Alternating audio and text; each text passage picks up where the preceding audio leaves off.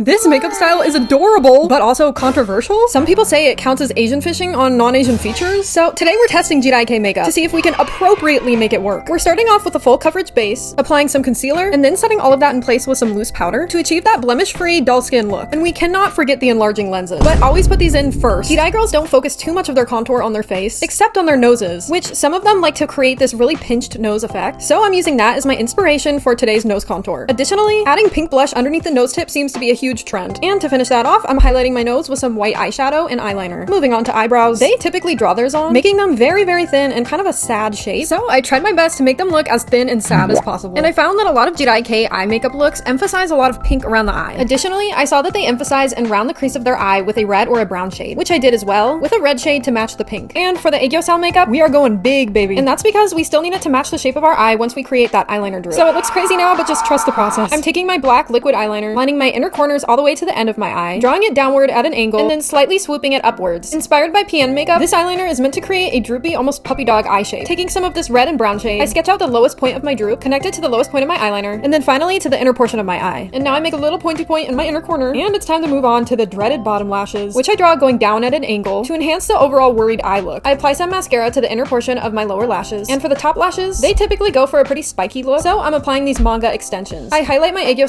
with some white eyeshadow, and some shimmery white highlighter to go on top of that. Now I apply that same blush from earlier pretty close to the underneath part of my eye, and similar to other Japanese makeup styles, JIRAI makeup also goes for a more gradient lip look, which I create by first applying some pink eyeshadow to my cupid's bow, and then also to the inner portion of my lips. They also seem to extend their lip corners, which I'm doing now, and finally some red lip tint to finish it off. And here is my completed JIRAI inspired makeup attempt, and despite it being a bit out of my comfort zone, I actually love how it turned out. I don't own any JIRAI pieces, but I really wanted to encapsulate the JIRAI Joshi look, so I tried to DIY my own cord. I don't know how I did, but I tried. So now the question is, do I become a full-time gyaru or a JIRAI girl? Let me know down below, you guys, and comment what makeup style you want to see me try next. Bye!